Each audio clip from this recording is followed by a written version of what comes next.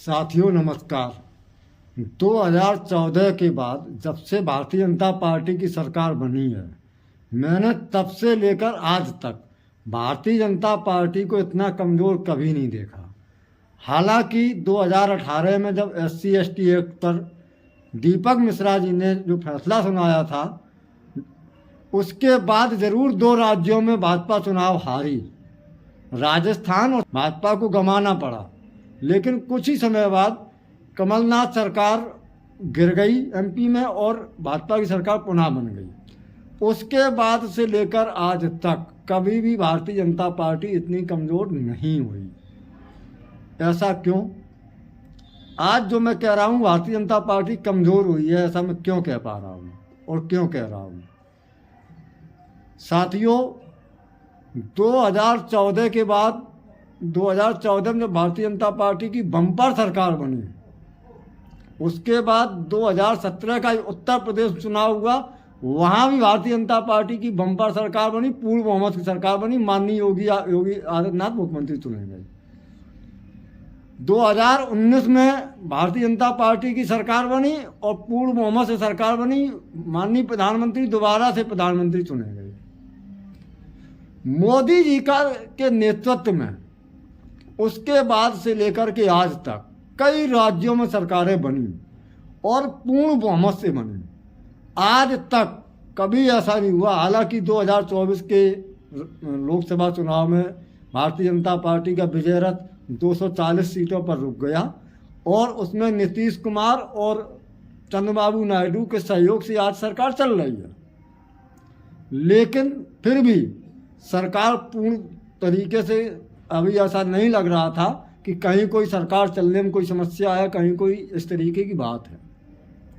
लेकिन साथियों, जब से UGC आई, UGC आने से सवर्ण समाज जो भारतीय जनता पार्टी को एक मुश्त वोट करते चला आ रहा है सदियों से, लगभग 30 वर्षों से, जब से मंडल कमंडल की राजनीति हुई तब से लेकर के 2007 में थोड़ा सा जरूर छिटका, लेकिन ज़्यादातर भारतीय जनता पार्टी को वोट कर रहा है।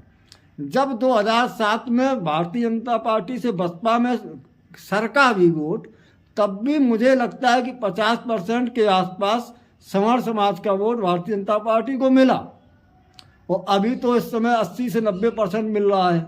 अभी पिछले ही बिहार विधानसभा चुनाव में आपने देखा होगा कि भारतीय जनता पार्टी की अंतर जीत हुई। अब UGC आने से प्रभाव क्या पड़ा? UGC आने से सवर्ण समाज में बेहद नाराजगी देखी जा रही है।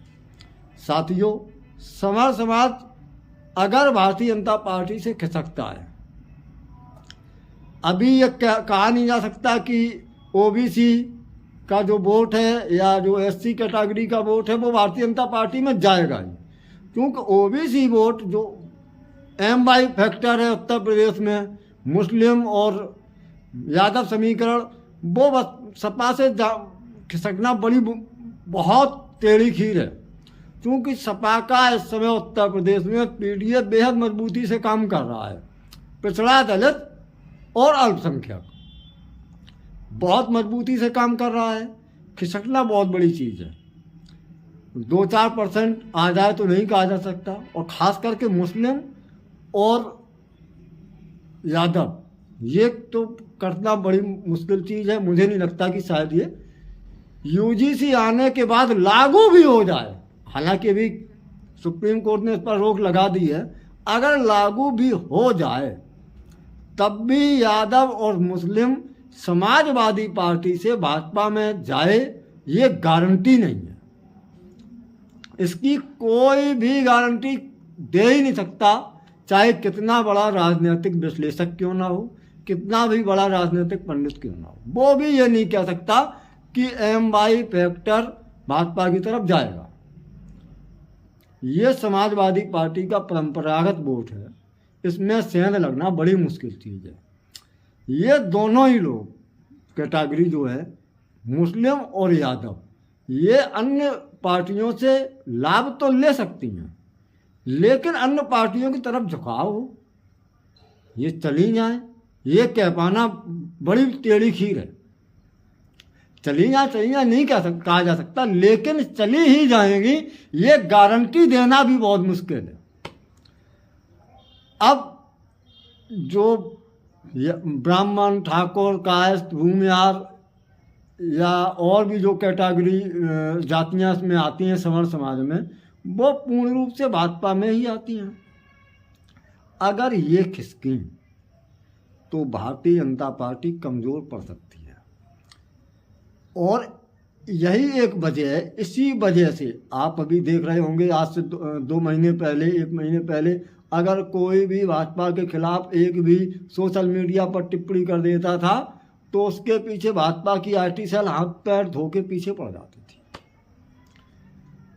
इतना पीछे पड़ जाती थी उसका सोशल मीडिया पर रहना मुश्किल हो जाता। लेकिन आज एक एक व्यक्ति 100 सोशल मीडिया पर पोस्ट डाल रहा है, लेकिन भाजपा की आईटी सेल एकदम से शांत है, क्योंकि उसे लग रहा है कि इसका नुकसान हो सकता है।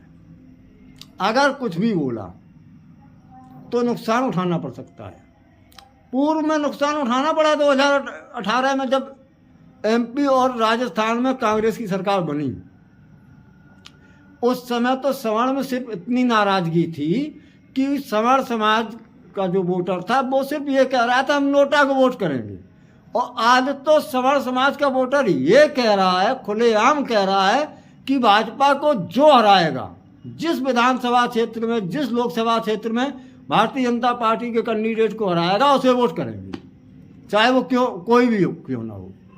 ऐसा हुआ भी है।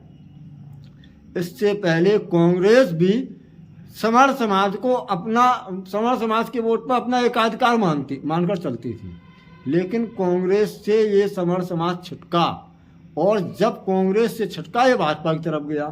कांग्रेस आज कई राज्यों में ये स्थिति है कि 30-30, 35-35, 40-40 साल से उसकी वापसी नहीं हो पाई।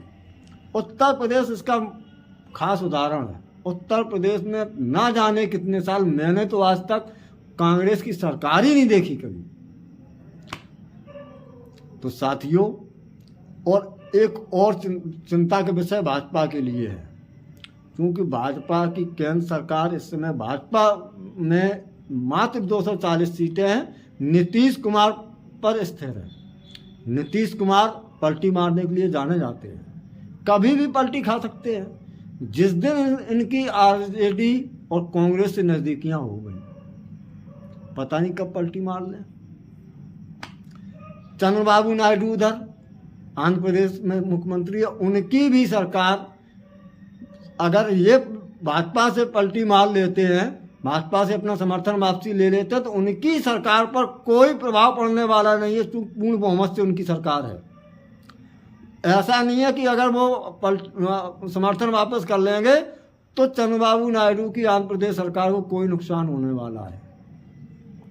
मैं इन्हीं 2 वजहों से कह रहा हूं कि भाजपा बैक फुट पर है, और मैं ये मानता हूं इस समय अमित शाह जी, नरेंद्र मोदी जी और जो भाजपा के बड़े नेता हैं वो मंथन कर रहे होंगे, गहन मंथन कर रहे होंगे कि इस सवर्ण समाज के वोट को कैसे साधा जाए। और अगर यूजीसी लागू नहीं हो पाया किसी कारण से, क्योंकि अभी रोक लगी हुई है, लागू नहीं हो पाया, तो ओबीसी वोट जो है वो आ भी रहा था, आने की संभावना भी थी, कहीं ऐसा ना हो उससे भी ज़्यादा माइनस हो जाए। एक कहावत ऐसे में कही जा सकती है, चले थे चौबे जी, चले थे छबे बनने, दुबे बन के लौट आए। कहीं ऐसा ना हो कि ओबीसी वोट को साधने के लिए चले तो सवर्ण वोट भी ना रहे, यही स्थिति हो सकती है। और अगर ये भविष्य में हो जाए तो बहुत बड़ी बात नहीं है। हालांकि नरेंद्र मोदी, अमित शाह जी जाने जाते हैं इसी के लिए कि अपने रूठे लोगों को मनाने के लिए। अब वो कैसे मना पाते हैं, कब मना पाते हैं, हालांकि अभी इस समय स्थितियां नरेंद्र मोदी जी, अमित शाह जी के पक्ष में बिल्कुल नहीं है, इनके हाथ से बिल्कुल निकलती हुई दिखाई दे रही हैं। अब ये कैसे मना पाते हैं, क्या करते हैं, ऐसी समण समाज को भी अपने तरफ रख लें और ओबीसी समाज को भी अपने तरफ रख लें, एससी एसटी का जो वोट है उसको भी अपनी तरफ रख लें। ये क्या कर पाते हैं ये देखना दिलचस्प होगा। खैर जो भी हो, बड़ा दिलचस्प होगा। वंदे मातरम, भारत माता की जय।